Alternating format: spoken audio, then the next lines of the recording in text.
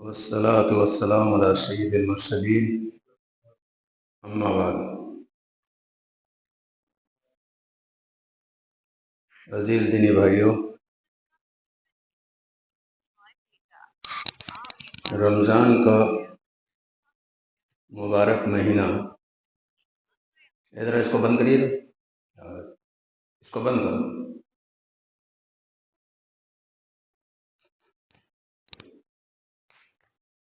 چند دنوں میں شروع ہونے جا رہا ہے۔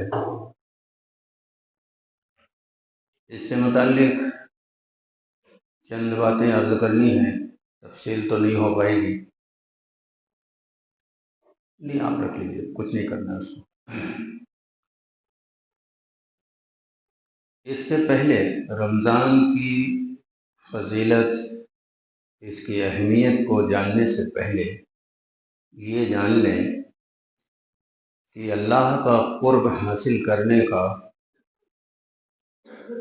3 ذریعہ ہے۔ ایک ہے پرستش، ایک ہے اطاعت، ایک ہے دین کی نصرت۔ پرستش کا اعلیٰ درجے کا اظہار نماز ہے۔ اچھا، پرستش کسے کہتے ہیں یہ بھی ذرا جان لیں۔ کسی چیز سے اتنا زیادہ لگاؤ ہو جائے کہ اس کے مقابلے میں ہر چیز غیر اہم ہو جائے، یہ پرستش کی ڈیفینیشن ہے۔ تو نماز اس کا سب سے اعلیٰ اظہار ہے۔ اسی طرح سے اطاعت کا سب سے اعلیٰ درجے کا اظہار روزہ ہے۔ انسان کو اس کے جذبات اور خواہشات اتنا مجبور نہیں کرتے جتنا انسان کی ذلت، یعنی بھوک، پیاس، جنسی تقاضے۔ رمضان کا روزہ اس بات کی دلیل ہے کہ ہم خواہشات و جذبات سے بڑی چیز، یعنی بھوک، پیاس، جنسی تقاضے، اس کو بھی اے میرے رب ہم آپ کی محبت میں، آپ کی اطاعت میں اس کو بھی ترک کر دے رہے ہیں، چھوڑ دے رہے ہیں۔ جبکہ بھوک کے لیے جو چیزیں اللہ نے دنیا میں بنایا ہے یہ عام حالات میں حلال ہے، پانی بھی حلال ہے، لیکن روزے میں اللہ نے حلال چیزوں سے بھی روک دیا۔ تو یہ بات تو عقل میں آ جانی چاہیے کہ جب اللہ کے لیے ہم حلال چیزوں سے رک گئے تو پھر وہ چیزیں جو بالغ ہونے سے لے کر موت کے آخری وقت تک ہم پر حرام ہے، یہ تو حلال چیزوں سے آپ لوگ کہیں نا وہ حرام ہے، اس سے تو ہمیں بطریق اولا یعنی اول درجے میں رک جانا چاہیے۔ اگر کوئی آدمی روزہ رکھتا ہے اور اس میں حلال چیزوں سے رکا ہوا ہے، لیکن جو حرام چیزیں ہیں اور بالغ ہونے سے لے کر موت کے آخری سانس تک فرض ہے، اگر اس سے نہیں رک رہا ہے یہ روزہ نہیں بھائی۔ پیغمبر نے فرمایا جو آدمی روزہ رکھ کر کے جھوٹ بولنا اور اس پر عمل کرنا نہ چھوڑے، اس کے بھوکے پیاسے رہنے کی اللہ کو کوئی ضرورت نہیں ہے۔ پریزنٹ ٹائم میں مسلمانوں کا مزاج یہ ہے، وہ ایسا لگتا ہے کوئی بہت بڑا احسان اللہ پر یا کچھ سمجھانے والوں پر کرتے ہیں کہ ارے جمعہ پڑھنے تو آیا تھا میں، اور روزہ تو میں نے رکھا، آپ نے دیکھا نہیں، احسان کر دیا کیا؟ ارے پٹائی سے بچنا ہے تو رکھ لو، نہیں بچنا ہے جاؤ مت رکھو۔ یہ کون سا بڑا آپ نے احسان کر دیا؟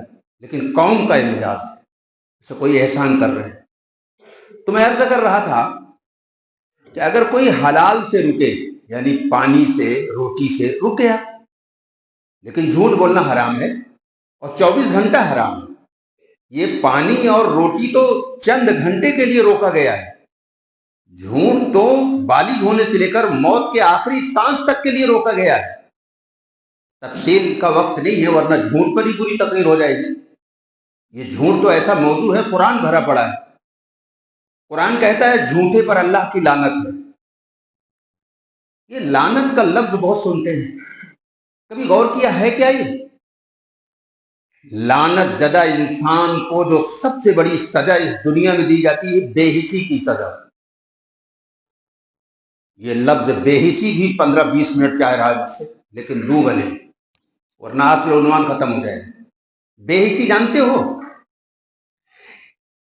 यानी उसको कितनी भी दर्दनाक बात बताई जाए उस पर कोई असर ना हो। हाँ, अगर उसके पेट के, उसके नफे की, नोट की बात की जाए तो राल टपक जाएगी, फिर बड़ा असर हो जाएगा फौरन। यह है लानत ज़दा इंसान की पहचान। ये थर्मामीटर लगा के देखिए हम कहां खड़े हैं। दुनिया की बात करिए आप, 2-2 घंटा कोई, बिल्कुल टाइम है मेरे पास। आप जरा और दादा बाबा की तस्करे करिए, अरे 4 घंटा बात कर लेंगे। जरा अल्लाह की बात करना शुरू करिए, टाइम नहीं भाई साहब, मौलाना साहब चलते हैं, अस्सलाम वालेकुम। ये लानत ज़दा कौमों की पहचान है कि उनको अल्लाह बेहिस बना देता है। कुछ भी कहते रहिए, तो रिवायती रस्मी कुछ चीजें हैं, उसे हमें करना है, वरना मोहल्ले में नक्कू हो जाऊंगा, कटी हुई पतंग बन जाऊंगा। सब रोजा रखते हैं, मैं नहीं रखूंगा तो फिर क्या होगा माशरे में मेरा? भाई, जब हलाल चीजों से हम रुक रहे हैं तो हराम चीजों से तो रुकना चाहिए, तब तो इसका कोई फायदा है। देखिए, एक बड़ी अजीब बात बता दूं,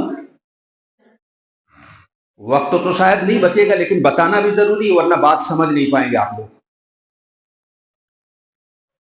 दीन जो दिया है ना, वो दुनिया की सारी कामयाबी दिलाने के लिए आया है।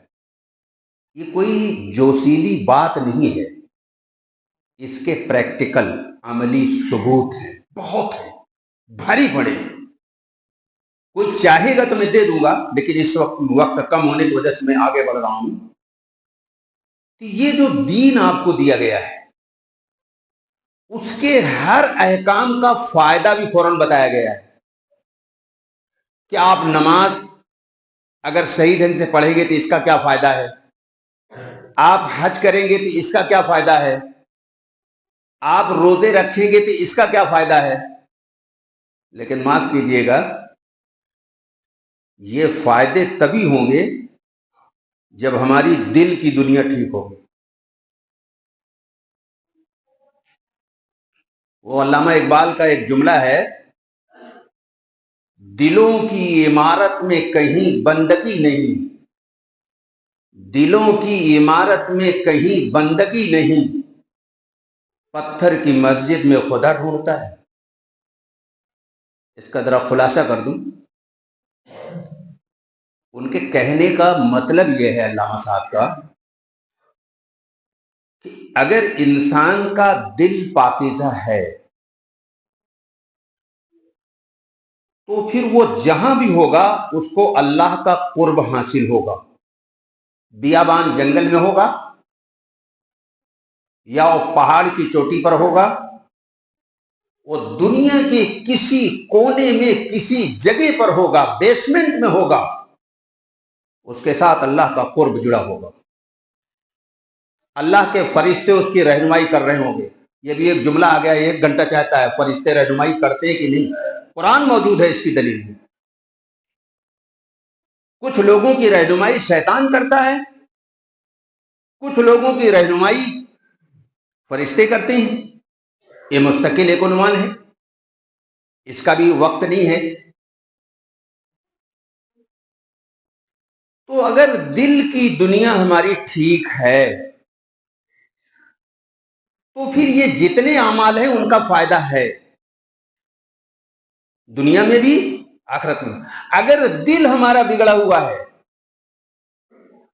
तो फिर नुकसान तो होगा ही अपना, اس سے بڑا نقصان یہ ہوگا کہ دین دنیا میں بدنام ہوتا ہے۔ اچھا صاحب، آپ کہتے ہیں دعا مانگیے کام بن جاتا ہے،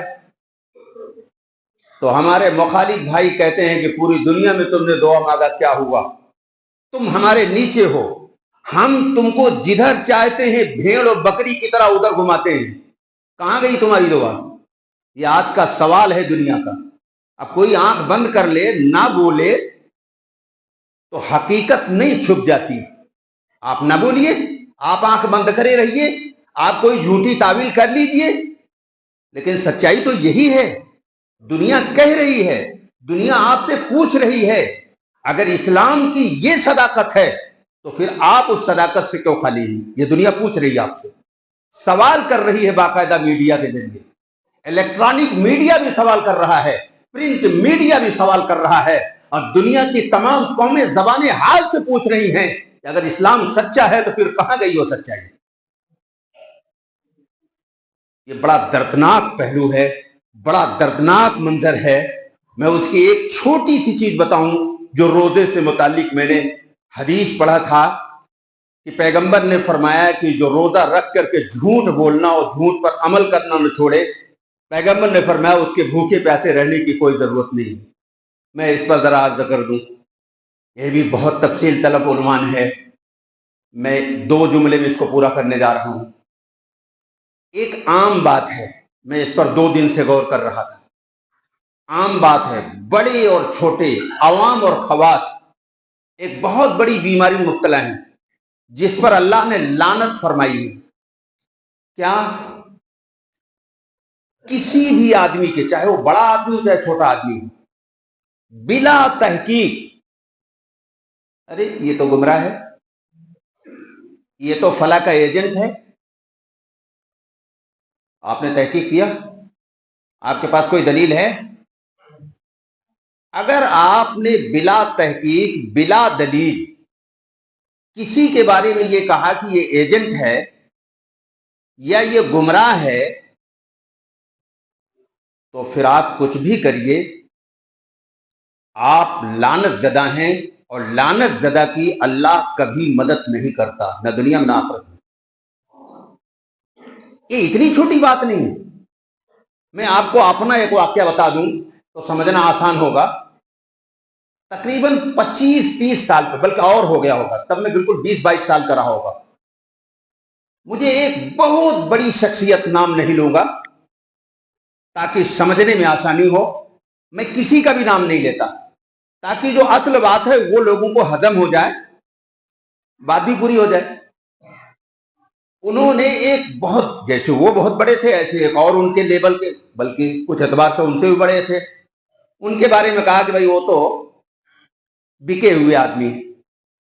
میں 22 سال کا تھا اور مجھے ان پر بڑا اعتقاد تھا، بے پناہ عقیدت تھی، یوں کہہ لیجئے کہ شخصیت پرستی کی انتہا پر میں اس وقت تھا۔ اس وقت علم کم تھا تو میں شخصیت پرست تھا، اب تو میں کہتا ہوں شخصیت پرستی ایک بت ہے اور گمراہی کا یہ بہت بڑا ہتھیار ہے، پوری قوم اسی میں ڈوبی ہوئی ہے۔ تو اس وقت میں بھی شخصیت پرست تھا، اب نہیں ہوں، الحمدللہ توبہ کر لیا۔ تو میں نے سوچا یار اتنا بڑا آدمی، انٹرنیشنل آدمی، یہ کہہ رہا ہے تو بکے ہی ہوں گے۔ تو پھر میری نفرت کا یہ حال تھا کہ جب کوئی اس بیچارے کا نام لیتا میں اس کو ڈانٹ دیتا، انداز بھی میرا اس وقت بڑا عجیب تھا۔ وہ سب بھی بتانا مناسب نہیں، مختصر یہ کالج لائف میں میری وجہ سے رائٹ بھی ہو گئے تھے، پولیس کو بلانا پڑا تھا۔ تو اب نیچر سمجھ لیجیے کس لیول کا آدمی تھا میں اس وقت۔ اب تو میں اس کو گناہ اور پتہ نہیں کیا کیا سمجھتا ہوں، برائی ہے وہ۔ تو اگر کوئی آدمی میرے سامنے ان کا نام لیتا تو میں اس کو ڈانٹ دیتا، خبردار ان کا تذکرہ نہ کرو، کتاب تو چھو بھی نہیں سکتا تھا ان کی۔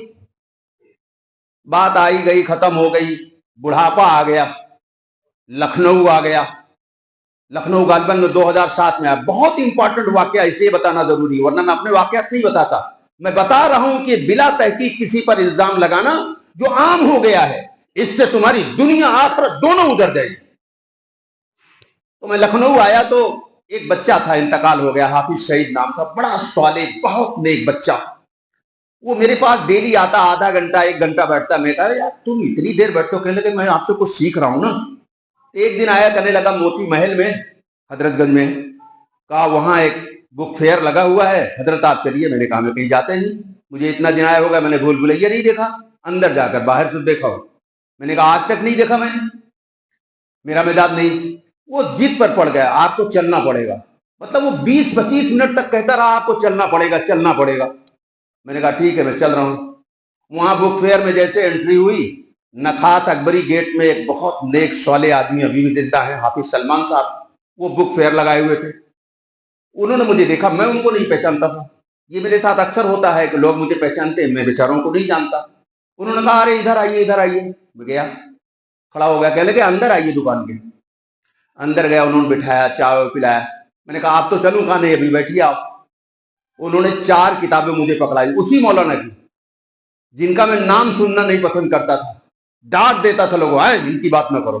बिला तहकीक नफरत कर रहा था, गुनाह का काम कर रहा था। मैं अपना गुनाह बता रहा हूँ, मैं कोई अपनी बड़ाई नहीं बता रहा हूँ, ये मैं एक गुनाह का काम कर रहा था। वो 4 किताबें उन्होंने दिया। अच्छा मेरा मिजाज ये है कि अगर कोई किताब मुझे दे दे तो फिर मेरी नींद भी दूर हो जाती, भूख भी दूर हो जाती। मैंने कहा आप किताबें पढ़ूंगा। 1 बज गया, घर वालों ने क्या क्या कर रहे हो, मैंने कहा किताब पढ़ रहा हूं। 4 दिन में 4 किताब खत्म। हालांकि वो बहुत जकीन किताब थी, आप जैसे लोग 1 महीने भी ना पढ़ पाते। और मैंने 4 किताबें जो पढ़ा तो मैंने सलातो तौबा पढ़ी कि इतना बड़ा आदमी, इतना नेक आदमी, इतना मुखलिस आदमी, और उसके बारे में हमें बदगुमान कर दिया गया। यही हाल इसी लखनऊ के बहुत बड़े आलिम मेरे दोस्त रहे, मौलाना सलमान हुसैन नदवी। मैंने उनकी एक किताब दे दी जिस पर जनरल जिया ने रिवार्ड दिया था। उन्होंने भी पढ़ने के बाद यही कहा, अरे इतना मुखलिस आदमी, इतना नेक आदमी, और हिंदुस्तान वालों ने फायदा नहीं उठाया। ये है झूठी बात बिला तहकीक। किसी ने कह दिया वो तो गुमराह है, वो तो बिका हुआ है, मान लिया। तो मैंने 4 किताबें पढ़ने के बाद हाफिज सलमान साहब को फोन किया। मैंने कहा मोहतरम, अगर ये किताबें 25 साल पहले मिल जाती तो जो बयान करके अपनी जिंदगी को जाया किया था, रियाकारी और मक्कारी और न जाने क्या क्या किया करता था, वो सब बच जाता और बहुत सच्चा दीन पेश करता। वो चीखना और चिल्लाना और जितना कुछ दीन समझ के कर रहा था तो सब बेदी नहीं था। इस किताब के पढ़ने के बाद समझ में आया। उनका अच्छा आपकी समझ में आ गया।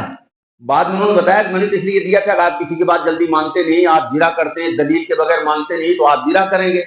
हमने कहा इसमें जिरा का कोई सवाल नहीं, इतनी मजबूत दलील दिया है कि यहाँ बिल्कुल जबान खुली नहीं रही मेरी। कहा अच्छा आप घर पे हैं, मैंने कहा हाँ। कहने लगे रुके रहिए मैं आ रहा हूँ। उन्होंने अपनी कार उठाया और उनकी 200-250 किताबों के राइटर थे, वो सारी किताबें अपनी कार में भरा और लाकर मेरे घर पर रख दिया। कहा अब्दुल्ला साहब सारी किताबें पढ़ डालिए।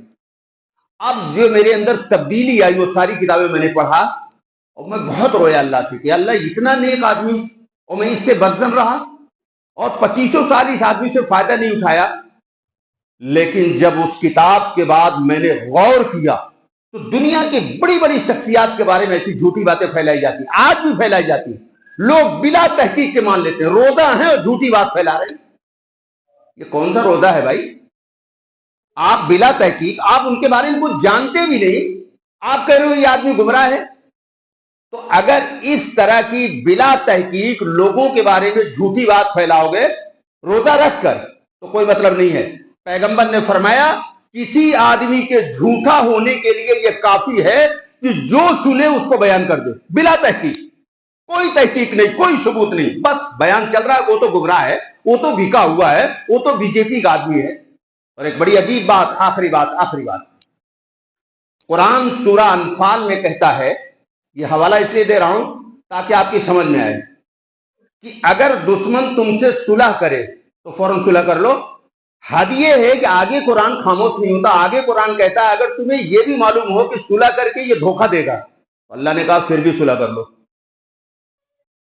आज अगर हिंदुस्तान में और पड़ोस के मुल्क में दोनों जगह ऐसे फितने हैं, कोई आदमी सुलह की, मुसालेहत की, अमन की बात करता है तो क्या कहते हैं जानते हैं आप? ये पेशेवर मुकर्रिर, ये तो बिक गया है। क्या कहते हैं? क्या अल्लाह भी नौज बिल्ला बिक गया? अल्लाह खुद कह रहा है कुरान में कि दुश्मन अगर सुलह की बात करे फौरन सुलह कर लो। आगे अल्लाह कहता है अगर वो सुलह करके धोखा देना चाहें फिर भी सुलह कर लो। सुलह को प्राथमिकता दे रहा है, तरजीह दे रहा है, प्रायोरिटी दे रहा है, इंपॉर्टेंस दे रहा है। लेकिन हमारे मुकर्रिर, पेशेवर بکاؤ یہ کہتے ہیں کہ نہیں صاحب یہ تو ملا ہوا ہے۔ اللہ ہمیں سمجھ عطا فرمائے۔